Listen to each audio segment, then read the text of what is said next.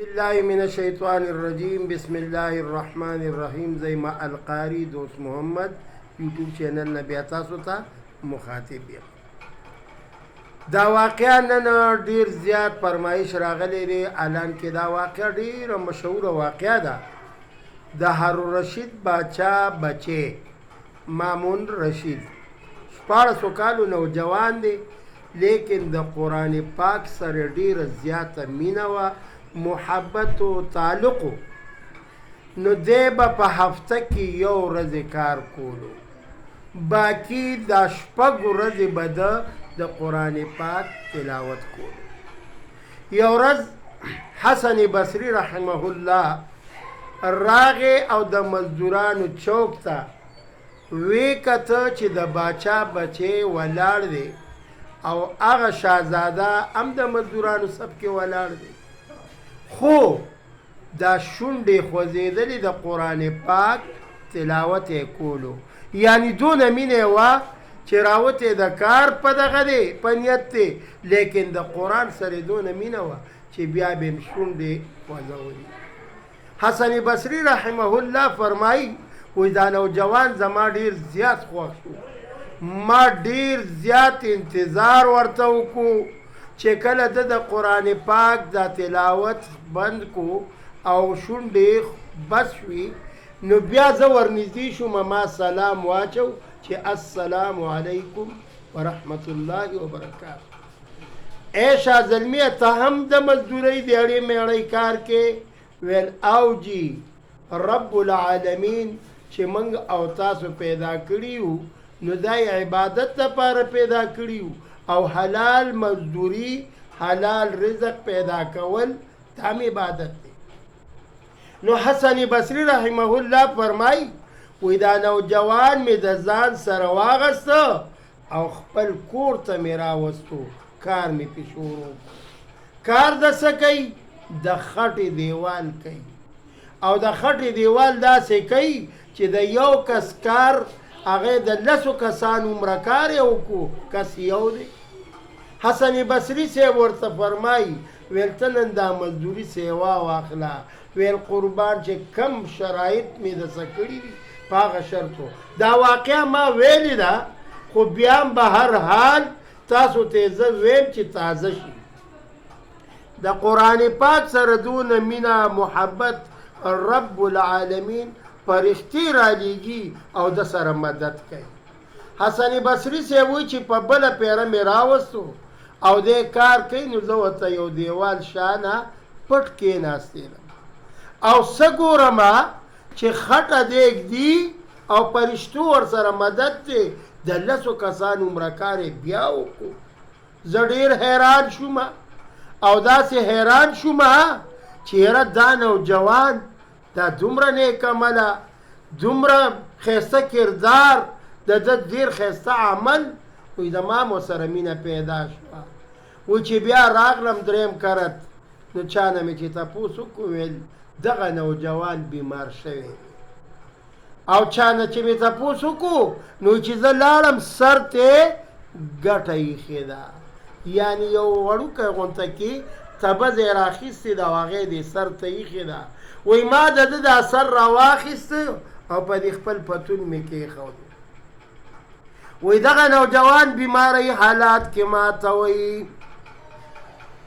ای حسن بصري صاحب زما دا سر د دې پتون نه لرې کای، ځکه چې زما آخري مرحلې دي، زه به د دنیا نه رخصتېږم چې په دې ګټه باندې مې ساه وځي، نو زه به ډېر خوشحاله شم، زه به بیا ډېر زیات خوشحاله شم. خو ای حسن بصري صاحب چې کلم زما دا وصیت دې په ځای راوړو، نو دا به ستا ما سره ډېر لوی احسان وي. وصیت دې سره بچیا وصیت ورته کوي، و یو زما د قرآن پاک، یو زما د لاس ګوتما او یو زما د اودس چرنده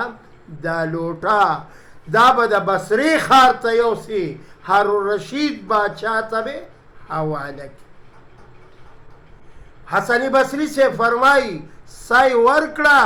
د ده چې کوم وصیت و هغه ما په ځای راوړو امانت مې راوړو باچا صاحب چې زه د لرې نه وکتم نو حیران ځکه شو چې ګوتمې ولیده قرآن پاک کې د خپل بچي هغې وپېژندېده لوټې وپېژندله نو خپل قوم ته یې ویل خپل خادمانو ته یې وفرمایل چې دا صاحب دا میلمه زما پوری حصار کوي او په سپیشل کمره کې کېنوئ دسه به زه لازمي ملاقات کوم کله چې باچا سلامت راغې حسن بصري صاحب ورته ټوله واقعه تېره کړه هارون رشید باچا ورته وایي چې تا ته د هغه قبر معلوم دی ویل او نو هارون رشید باچا یې قبر له راوست کم وخت کې چې د بچي قبر له راغې دعا کوي دعا ته لاس اوچتول پکار دي بعضې خلک دعاګانې نه کوي وایي دعا دا منظم دعا وه لاس پورته کول دا ښه عمل دی ابراهیم علیه السلام چې کله بیت الله شریف جوړ کړو نو لاس یې اوچت کړو ربنا تقبل منا انك انت السميع العليم دعا یې وکړله اسماعیل علیه السلام بچی ورسره دی هغه هم لاس اوچت کړه نو لاس یې دعا ته اوچت کړه چې پروردګار عالمه زما بچی دله په جنت کې اعلی مقام ورکا خوب وله راغې په خوب کې د خپل بچی ګوري څوک ګوري دغه شهزاده ګوري ورته ای زما بابا جانای رب العالمین دې ډېر خوشحاله کای چې زما پورې راغللې ما ته دې لاسونه کچکول کړی ما ته دې دعاګانې وکړې ای زما بابا جانای ستا په دعا باندې زه رنګ یمای جنت کې اعلی مقام ملو شوی دی حوران امرا سره دي غیر چاپیر رانه ناستی دي ښایسته محل کې ناست اے بابا جان خو پام کوه د باچایۍ وخت دی د باچایۍ په وخت کې انصاف نه کاروال نو هارون رشید باچا دغه وخت کې اوس انصاف کوي واقعه دې دې پورې ډېره مشهوره شوې ده لیکن اخوا اوس شاخونه د علماو راخیستي یو شاخ دا دی چې هارون رشید باچا به ګشت کولو څنګه چې زمونږ او ستاسو دا پولیس حضرات ګشت کوي دغه رنګ به باچا په خپله ګشت کولو او هغه ګشت کې به ویل چې ای زما ملګرو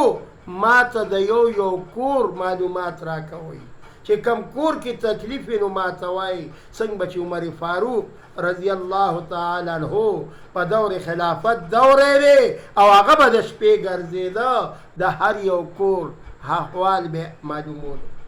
نو هارون رشید باچا ته بچي ویلو چې انصاف نه کار اله مخې له وله یو نوجوان راغې او ورته وایي چې کاکا د الله په نامه یو اشرفۍ راکه نو چې کم وخت کې هغه اشرفۍ ورکړه ویل کاکا اشرفۍ دې راکړه خو په دې مخ سپېړم راکه نو هارون رشید باچا وایي چې دا نوجوان دلبار ته راوغواړه او ما سره به بیا مخاطب کې یعنی مخامخ به کې زه ترې تپوس کوم چې اول سوال حرام دی ته سوال ولې کې او بیا دا ولې وې چې په دې مخ سپېړه راکه لنډه دا چې باچا سلامت په خپل تخت کېناستېده دا نوجوان یې وله راوغوښته ویل په پلانکي ځای کې دې ویل چې اشرفۍ راکه او په مخ سپېړم را ویل باچا سلامت زه به خپله واقعه بیانوم نو بیا به ما سره انصاف وکړی شي نو دته خپل بچي ویلو چې باچا سلامت باچایۍ وخت دی بابا جانا انصاف کوه نو دته دا انصاف لفظ دا په دې دماغو کې رایاد شو ویل واقعه دا ده چې زه یو ځلې په خپله بستره باندې پروت یم باچا غوږ ایښی او دا زلمی خپله قصه بیانوي ویل په بستره باندې پروت یم یو سپین روبی راغی یو معمر سپین ږیری راغی ما ته وایي چې نوجوانه د غفلت د خوبه پاسه بیدار شه او ته چې په دې کومه بستره باندې پروت یې د دې د لاندې د سپینو زرو او د سرو زرو ښایسته ښایسته ملغلرې پرتې دي او ته خو ځوان جانې او کودالې ته لاس کا ټولې اشرفۍ به درته میلو شي وایي ما محنت وکړو ټولې اشرفۍ مې رابار کړې کچرې مې تې ډکې کړې کله یو خوا ځمه او کله بل خوا ځمه لکه غریب سړي څه پیسه راشي نو هغه بیا په یو کوسم ځي په بله کوسم ځي لکه د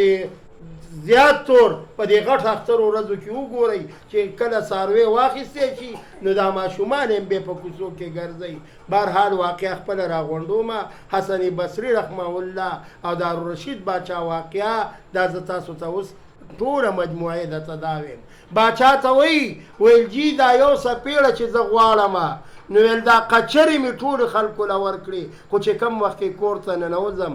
یو قچره راسه پاتې شوله هغې کې اشرفۍ دي و یو سړی راغې راته مجنونه وښوده مجنونه چې هغه کمه کې رانجه وي ویل دا واخله او دا قچره ماله راکه خو په دې چې یو سترګه توره کې نو ټولې هر څه به راته اشرفۍ ښکاري پام کوه چې دویمه سترګه پې توره نه کې وایي ما هیرس وکړو کور ته ننوتم یو سترګه مې توره کړه ټول هر څه اشرفۍ ښکارېدې ما ویل دا دویمه هم توره که باچا سلامت نو چې دا دویمه مې توره کړه اوس تا ته زه ګورم خو اینه مدینه په ټپو یمه نو زما دا مخ د والو دی او که نه دی باچا ویل چې یاره خلکو نه چې اوس سوال کې